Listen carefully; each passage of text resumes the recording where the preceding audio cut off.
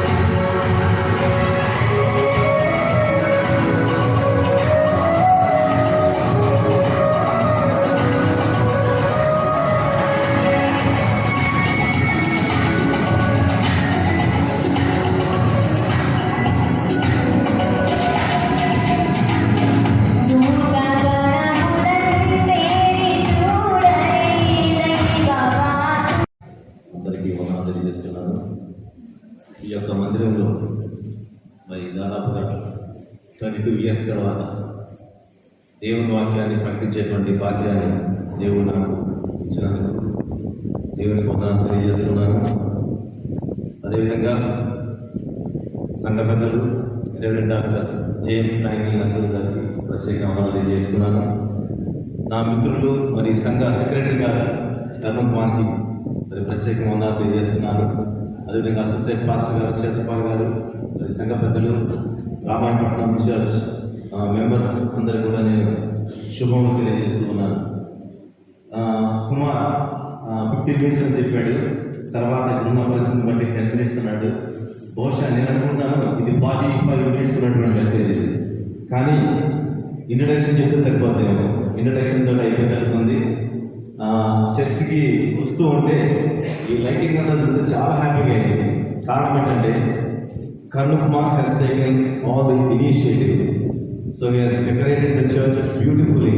So all the glittering lights are simply superb. And at the same time, when I see this wonderful Christmas tree, and the Christmas tree is stars, serial sets, at the same time we can see beautiful stable as well. So here we can see the manger of Jesus Christ. యేసు క్రీస్తు ప్రభువు వారి యొక్క పశువుల పాకలను మనం చూస్తున్నాం.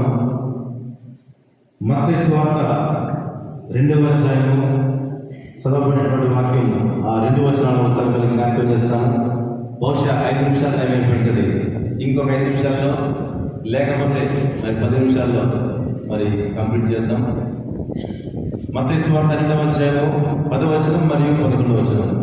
వారు ఆ నక్షత్రమును చూచి అత్యానంద భరితులై ఇంటిలోనికి వచ్చి తల్లి అయిన మరియను ఆ శిశువును చూసి సాగిలపడి ఆయన పూజించి తమ పెట్టెలు విప్పి బంగారమును, సామ్రాణిని, గోళమును కానుకలుగా ఆయనకు సమర్పించింది. యేసుక్రీస్తు ప్రభువారు బెత్లెహేమ్ అనేటువంటి గ్రామంలో జన్మించారు 2000 years బ్యాక్. చరిత్రకారులు మరి క్రైస్తవ పండితులు తెలియజేసినటువంటి విషయం, Jesus Christ was Born at Bethlehem probably in 5 or 4 AD, not AD BC, before Christ. యేసుక్రీస్తు ప్రభువారు అక్కడ జన్మించినప్పుడు ప్రభువారిని మరి చూసినటువంటి వారిలో మరి మొట్టమొదటిగా మరి దేవదూత మరి వారికి మరి కనపడి దర్శనమిచ్చి ఒక శుభవర్తమానాన్ని మరి వారికి తెలియజేయడం, వారు వెళ్ళి బాలయేసుని చూసిన తర్వాత కొన్ని దినాల తర్వాత ఈ 3 జ్ఞానులు మరి తూర్పు దేశం నుంచి వారు వెళ్ళడం జరిగింది. వాస్తవంగా వీరు ఆస్ట్రాలజీలో మరి నైపుణ్యం కలిగినటువంటి వారు. All the 3 major, they were highly talented people, they were highly blessed people because they had lots and lots of sagacity or wisdom. ఇంత జ్ఞానం కలిగినటువంటి వారు మరి తూర్పు దేశం అనేటువంటి పార్టీ అనేటువంటి దేశం, ఆ దేశం నుంచి వారు బయలుదేరారు.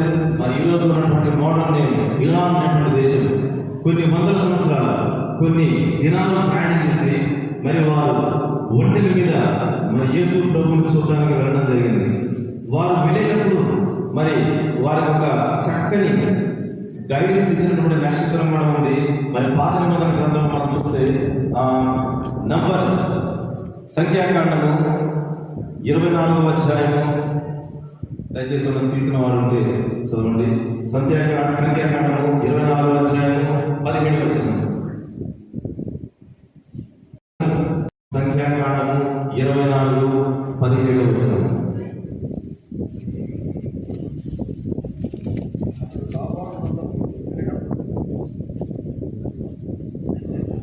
సంఖ్యాకాండము 24:17. ఆయనను చూచుచున్నాను కానీ ప్రస్తుతమున ఉన్నట్టు కాదు, ఆయన చూచున్నాను కానీ సమీపంలో ఉన్నట్టు కాదు. నక్షత్రము యాకోబులో ఉదయించును, రాజధానం ఇశ్రాయేలు నుండి లేచును, అది మోయాబు ప్రాంతములను కొట్టును, కలహ వీరులందరినీ నాశనము చేయును.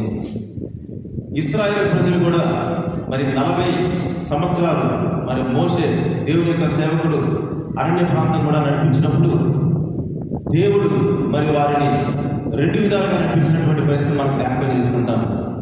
అగ్ని స్తంభంలో ఉండి మరి దేవుడు రాత్రి వారిని నడిపిస్తే, మేఘ స్తంభంలో ఉండి దేవుడు వారిని పగటి పూట నడిపించినటువంటి సందర్భాన్ని మరి పాత నిబంధన గ్రంథంలో చూస్తాం. ఈ 3 మేజర్ కూడా ఒక ప్రత్యేకమైనటువంటి స్టార్ వారు ఫాలో అవుతూ ఉన్నారు. ఆ నక్షత్రము అది ముందుకు వెళుతూ ఉంది. తూర్పు దిక్కున చూసినటువంటి ఆ నక్షత్రం అది ముందుకు వెళుతూ చివరికి యేసుక్రీస్తు ప్రభువారు జన్మించినటువంటి గ్రామంలో బాలయేసుకున్నటువంటి ఆ యొక్క పశువుల పాక వద్దకు వచ్చి నిలిచినటువంటి సందర్భంలో ఈ ముగ్గురు వెళ్ళి మన యేసు ప్రభువును బాలయేసుని వారు దర్శించినటువంటి ప్లేస్ మనం చూస్తాం. ఆ ముగ్గురు కూడా 3 ప్రశస్తమైనటువంటి బహుమానాలు వారు తీసుకొచ్చారు. మనకంతా తెలుసు, బంగారం అనేటువంటి చాలా ప్రశస్తమైనటువంటి ఒక లోహము, మెటల్ అనేటువంటిది మనకు తెలుసు.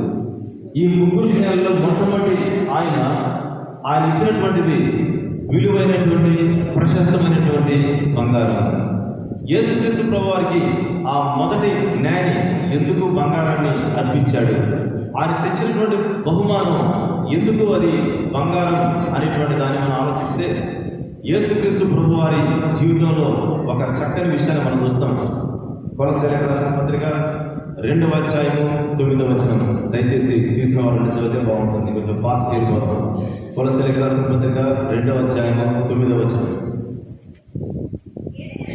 ఏలైనగా దైవత్వం యొక్క సర్వపరిపూర్ణత,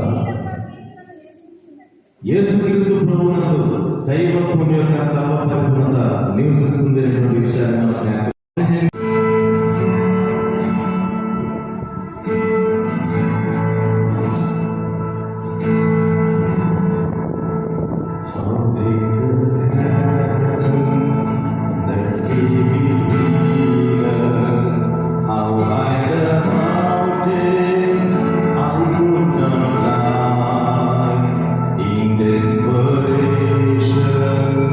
I turn to heaven.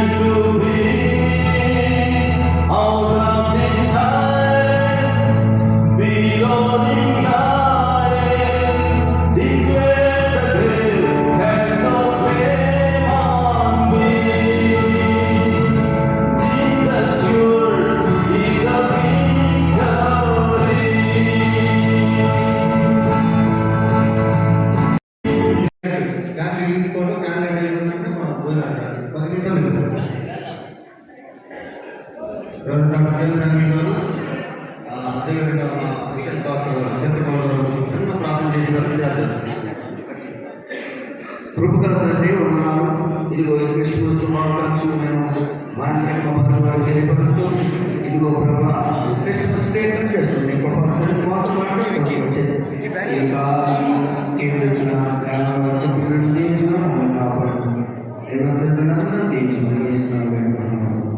ఆమె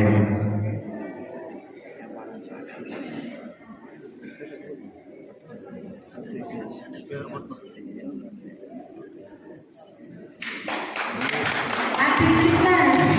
Merry Christmas.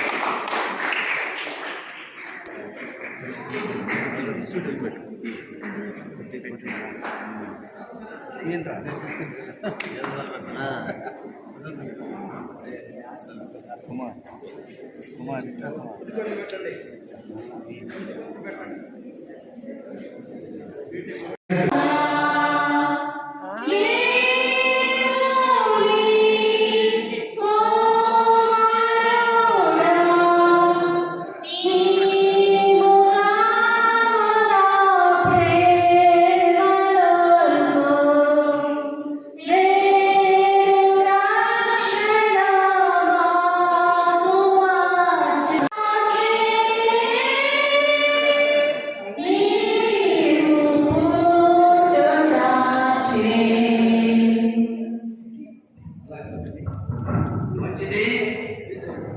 చిన్న ప్రేమ చేసుకున్నాక అయిపోతే మీరంటే ఇల్లులో పుట్టలు ఉన్నాయి. ప్రభావమైనటువంటి వెలుగు ఉద్భవించింది. ఆ వెలుగుగా నీ వెలుగుగా నువ్వు కెరూబులను సంరక్షించే యెహోవా దేవుడుగా తండ్రి కుమార పరిశుద్ధాత్మను నమ్ముతూ మరి క్యాండిల్ ధరించిన పిల్లలందరినీ మరి దీవించి ఆశకు ప్రభావితపరచమని ప్రవహిస్తున్నాము తండ్రి. ఆమేన్. చివరిగా క్యాండిల్స్ వెలిగించడంతో ఈ కార్యక్రమం ముగిసింది. రఫీ నూరి ఛానల్ కోసం.